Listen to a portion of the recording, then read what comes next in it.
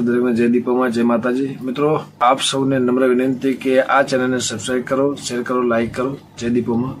ગુજરાતના જાણીતા કલાકાર એવા સેજલબેનના મૃત્યુ બાદ તેમના મરવાનું કારણ શું હતું તે આપણે આજે જાણીશું। જાણતા પહેલાં હું તમને જણાવી દઉં કે સેજલબેન પંચાલને એક યુટ્યુબ ચેનલ પણ હતી જેમાં તે રોજબરોજના બ્લોગ મૂકતા હતા, જે તમે જોઈ શકો છો આ વિડીયોમાં। અને તેમના પતિ અને તેમની દીકરી નાયરા છે, તેમના સાથે તે ખૂબ જ સારું જીવન જીવતા હતા।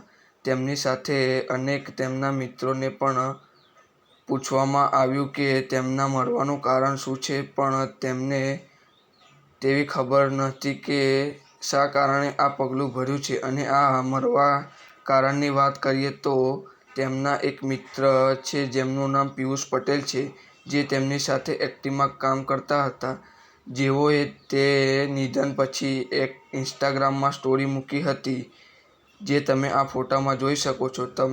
તેમને એવું લખ્યું હતું કે 2-3 દિવસ પહેલાં સેજલબેન ખૂબ જ દુઃખી હતા અને એકલા પડી ગયા હતા, ત્યારે તેમને પૂછવાના હતા કે શું થયું છે, પણ તેમને પૂછ્યું નહીં।